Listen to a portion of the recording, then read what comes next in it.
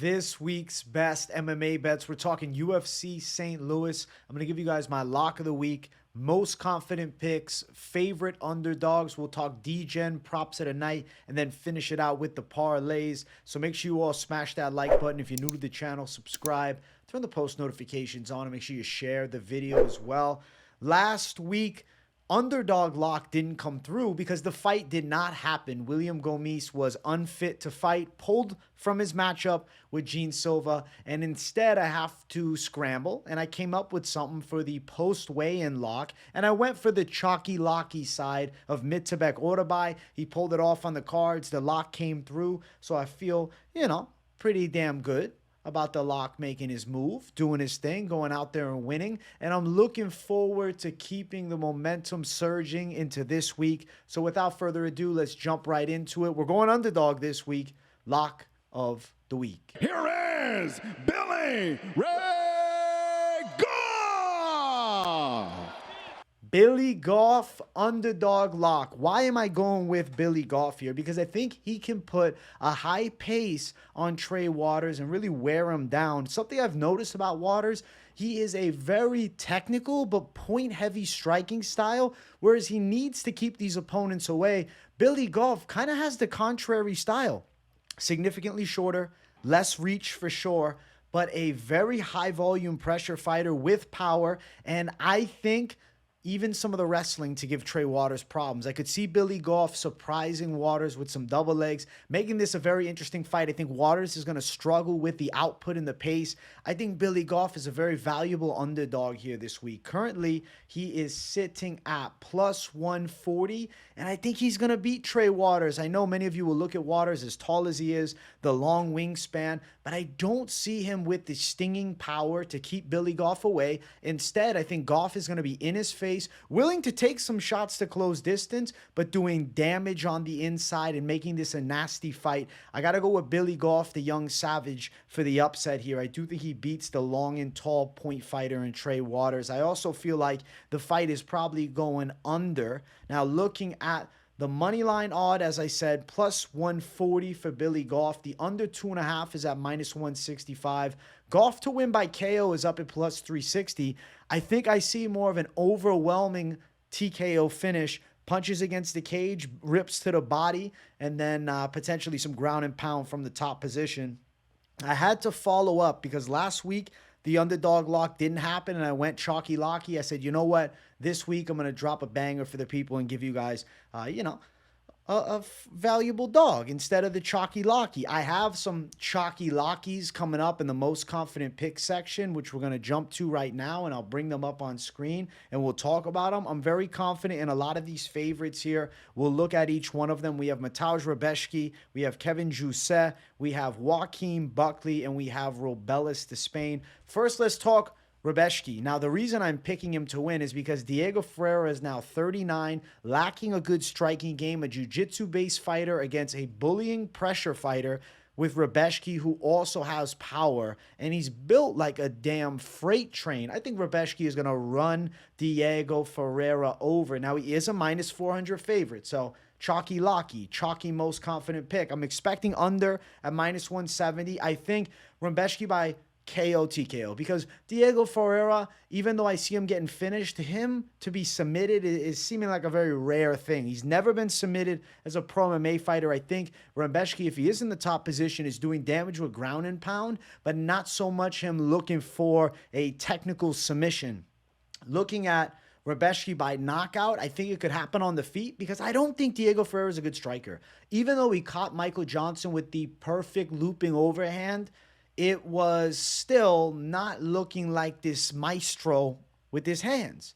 Diego Ferreira is not a great striker. Rebeshki is a punishing pressure fighter who I think at this point is way more primed, is going to wilt Diego Ferreira. Maybe you just like inside distance. That's minus 140. I think that Rebeshki is getting it done. I think either of those tags are considerable to look at as far as props go. And then the money line, it becomes more of a parlay piece, but high confidence nonetheless. Next one, we got Kevin Jousset.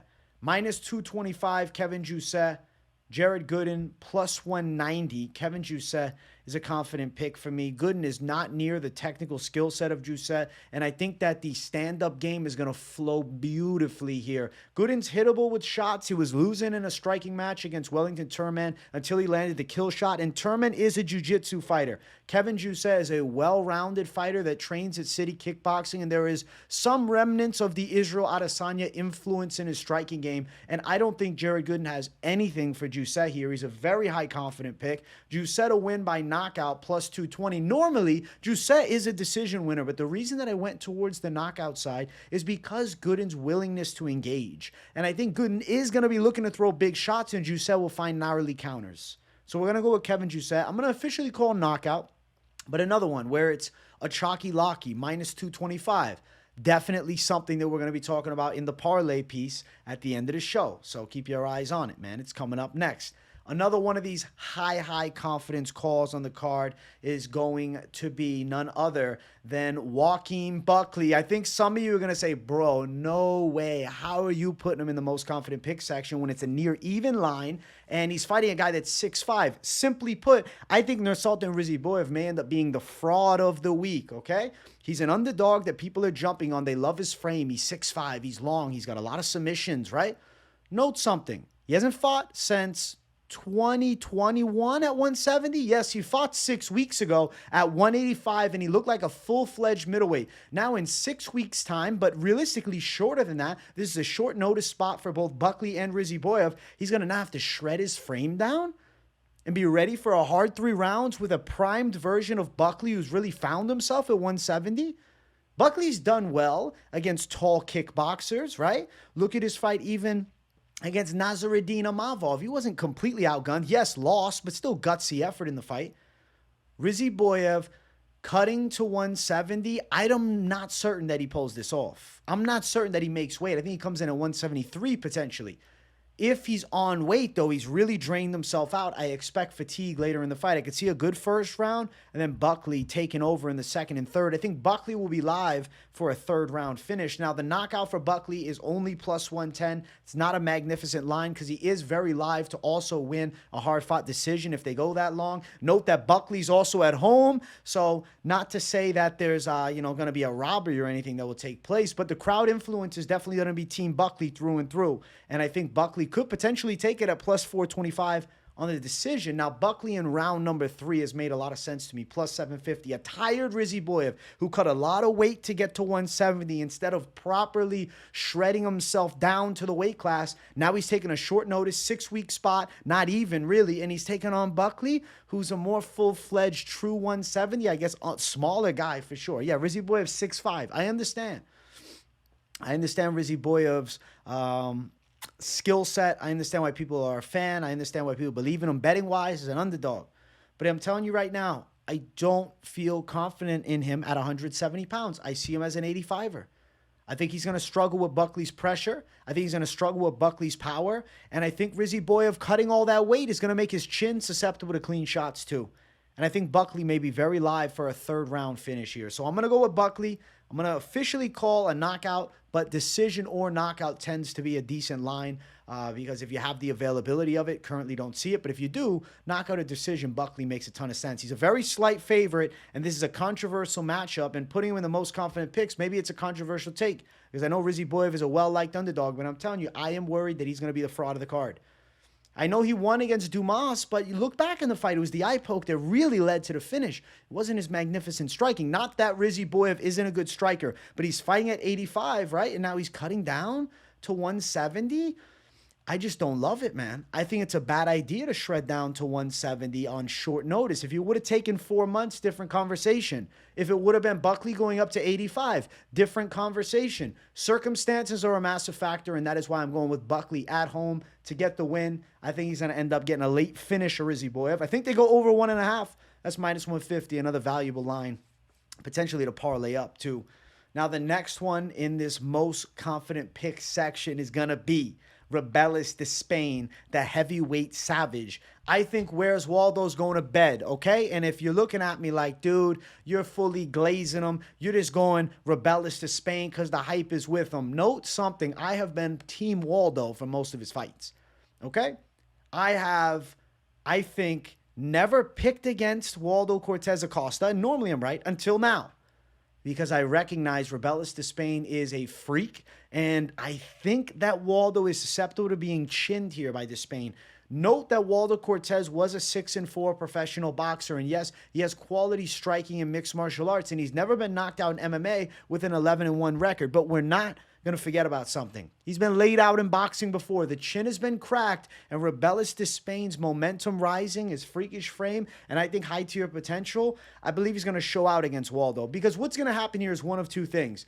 Ruiziboev Despaign is going to knock out Waldo and become the contender and, exciting heavyweight that we're all kind of anticipating and hoping that he's going to become, or he's going to get completely fraud-checked.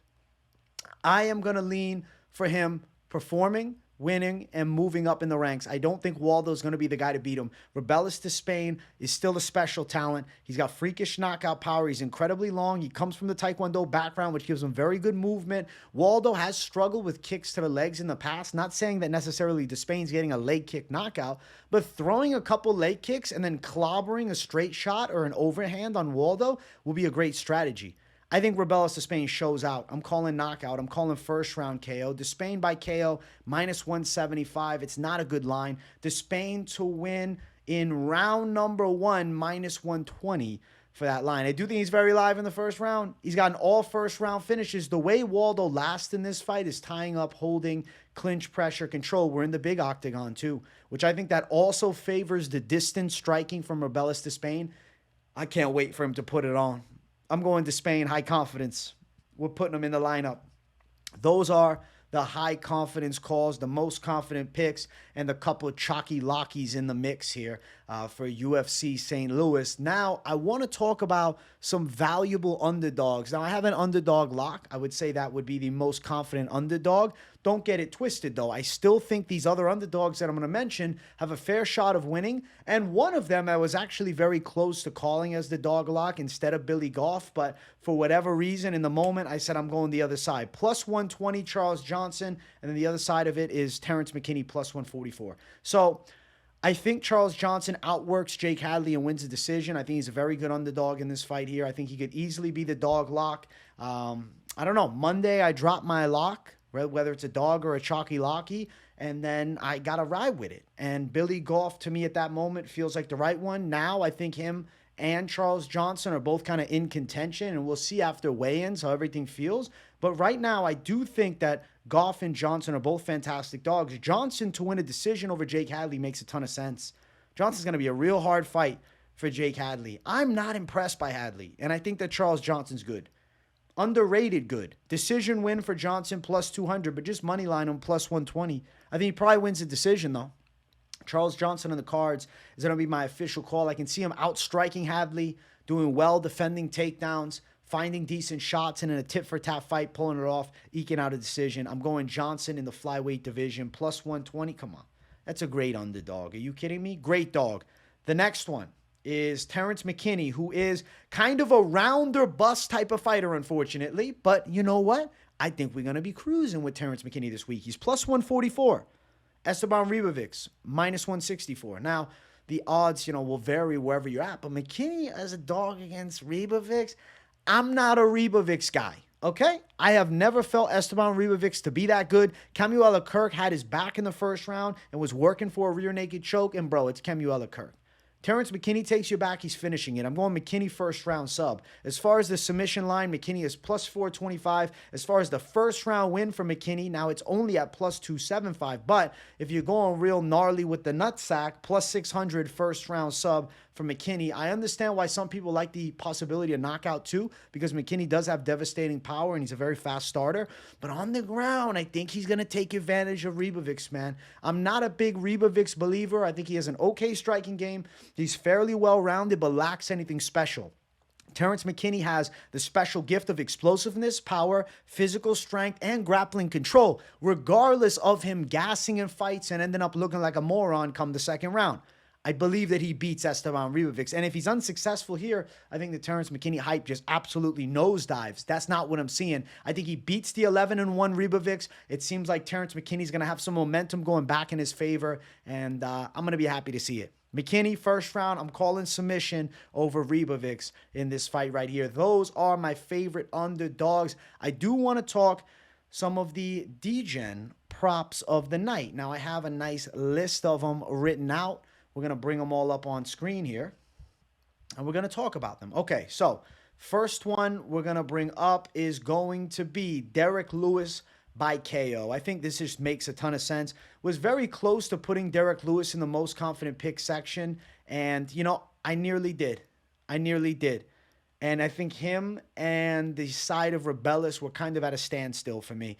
And I ended up going with Rebellis, but I still think Derek Lewis wins. Reason I didn't put him in the most confident picks is simply because of just the slight fear. What if Derek Lewis is completely checked out at weigh-ins, looks horrible, and then we kind of have an inkling that he's not going to deliver? I would rather wait. And because Derek Lewis essentially becomes a knockout play down the line for sure. It's only minus 135. So what did I find? Derek Lewis by second round knockout plus 450. What if in the first round it's a calculated fight? Nascimento trying to throw from the outside, they clinch a bit. Second round's live, but Derek Lewis needs just one punch. I'm picking Derek Lewis to win. Honestly, he's a high confidence pick regardless of being left out of the section. What am I going to throw? 7 fighters in the most confident pick section? It's not going to happen. So some guys get left out, but he'd be an honorable mention. And I think Derek Lewis is also very live on the money line. Knockout win. I think he pulls it off. Nascimento's going to bed here. Nascimento is a jelly-built Brazilian fighter who is just unimpressive to me. And I do not really understand why some people are high on him. Sean Woodson, another one. Honorable mention in the most confident pick section. He could be in it. You could money line him too. Woodson by decision, though, really caught my eye. Minus 105. Okay, it didn't catch my eye as much as I initially thought. I thought it was plus 110. Am I mixing something up? It was at plus 105. Okay, yes, the line dropped. That's why it doesn't look familiar to me, seeing the minus tag. It's going to be favorite status because he outpoints Alex Caceres in this fight. I do like decision. I really like over as well at minus 280. The line's not great, but it becomes a parlay piece. I think those come through. Now, there's more. I'm not done yet. Slava Claus, the real Santa. He's a favorite money line, but I do think he's live to knock Chase Hooper out. Barshev by KO sits at plus 110. For a Barshev knockout in the first round, it's plus 200. But if you do wait till the second, it's plus 575. Is it possible Hooper gets him down early, controls him against the cage a bit, and in the second round, Slava finds the chin? I think absolutely. Value chasing there, though. Likelihood chasing, maybe less than. But what is very likely? I think Alonzo Menifield gives Carlos Ulberg a tougher fight than anticipated. I think over 1.5 is a sure hitter here. I feel good about it. I've said that I think Menifield is not a bad underdog. I'm picking Carlos Ulberg prediction-wise, but looking at the fight, I think there is a real chance that Menifield can make this a dangerous matchup and catch some big shots over the top late on Carlos Ulberg. A fatigued Ulberg will probably be unsuccessful in finding a takedown on Menifield, so this fight could be very interesting, and I think Alonzo Menifield's a hard matchup. Though Ulberg, definitely the vastly superior technician, Alonzo Menifield is a veteran, pit bull, underdog, and he's coming to bite. So I don't think you're crazy for just betting Menifield, even if you're picking against him for a value bet, because I see the line to me should be minus 120, minus 130, minus 140, even minus 110. It's an even fight. Instead, they have a very inflated plus 220 range line, upwards of plus 230 for Menifield. Menifield by decision, the official pick is plus 650. Excuse me, not the official pick, but the thought process of how he gets it done. That'll be hard to chin Ulberg. So like money line Menifield, if you like him as a dog, I am picking Ulberg. So that is why the over 1.5 is like the actual piece of what I'm mentioning. But sometimes I got to talk some degeneracy with the dogs. And I think this could be one of them. So those are my Degen props of the night. I do want to jump to the parlay section. And let's parlay some things up here. Let's make some magic happen. Now, I have a couple parlays. I'm going to first go with the safety play as far as the parlays goes. The safer play, I should say, because, you know, nothing's safe in the fight game, but it's all possible. Minus 118, Rebeshki Juice should hit. You got to lay a little bit down for the minus tag, but come on. Very slight favorite status. Now, from there, what can you do with that? Well, if you want to throw the underdog lock in because you're looking for value, you do get plus 337. So you turn your plus 136 dog into over a 3-1 dog, which is never a terrible idea. But honestly, throwing all your heat on it, weird shit happens in the fight game. Still, nonetheless, I'm not trying to scare you. I'm just telling you. It's the fight game. Want to add a little more to it, or you want to mix it up? I think I want to mix it up, actually. I wanted to do my alternate play that I had written out because I think sometimes having an alternate is a good idea. And on this card, I think it is. Okay, so where is our guy? Where's Derek Lewis? All right, D-Lew is -145, and you put him with, the side of Sean Woodson, +156. This is a beautiful alternate. I see this alternate hitting. This is an alternate hitter for sure, as I'm getting attacked by the damn hiccups here. I apologize, guys. All right, now I got more. I got more savagery. I got a weird one that I've been wanting to do here. Oh my God, they're killing me. They don't have the over listed out. We got the over's at -455. Shit. All right, well, I wanted an over also in the Aldrich fight. So let's go here and look what the over is sitting at. Step your game up, Best Fight Odds. You got to help us out. Come on. Makes the world easier. Over 2.5 is -450. Jeez, that's hideous. So find something similar. I guess I could just double touch it on this one. Oh, there's only one line for -450. You got to be kidding me. Where can we find? Let's see. -450. Let's find it. Boom, boom, boom, boom, boom, boom, boom, boom. All right. Well, it's not Tom Nolan. No. Ignore that. Ignore the name on there. I'm just using it as a calculator. If you put two overs together, now you're still at only 2-1. So the value really isn't that great. But I think if you throw one more in the slate, things get interesting. Ruiziboev now brings you to -115. If you threw Giuseppe on the lineup, now you got +176. If you also felt pretty good about Derek Lewis chinning the side of Nascimento, +366. So those are solid calls as well. I think there's a good chance. If I mix and match it, maybe I put Rebellis to Spain by knockout with a Derek Lewis by knockout. I think that could also be a very interesting call. Despaigne to win via KO, -155, right? I know it's not a beautiful tag, but likelihood is high for a Lewis Despaigne KO. Repping with both of them by knockout, it gives you +189. I think both of them are destined for a finish. On top of that, if you just throw a light line of Mateusz Rebecki, +262, I mean, nothing's looking too bad there. It's kind of got a good sense about it. I think many of you would agree. +262 is not horrible. Now, if we go for a little more, do I want to add Giuseppe early in the night? +435. But if we leave Giuseppe out, maybe instead you want to put a closer fight. You want to put Buckley. You want more even lines. Now you're in the +500 territory if Buckley can dig deep over an assault in Ruiziboev. +530. Do I want to throw the dog heat in? We'll go Billy Goff. That brings you to +1389. You throw just Johnson in, +1389 as well, since very similar lines, the same lines right now. But I like this one. I think it's possible too. I think there's a real shot, man. This one could be a money +500. Like, what more do you need? Okay, you throw Woodson. Now you got +854. Maybe you throw the side of Giuseppe. Now you're going chalky, though. Now you got +1309. You got some favorites in there, but I do think they all hit. I'm not trying to discourage anybody. This one could be a heavy hitter too. That's some degeneracy to finish it out. Be cautious with your bets. Be cautious with your parlays. Be smart out here. I hope you guys enjoyed this week's Best MMA Bets. Make sure you smash the likes, and if you're new, subscribe. Turn the post notifications on, and let me know in the comments what you guys thought of the bets, of the picks, of the calls, of the lock of the week. You happy that I'm going dog, or would you rather me just chalky-locky it? Let me know. I want to hear what your guys' locks are too. Thank you all for tuning in. I'll see you all on the next one. Peace out, everybody.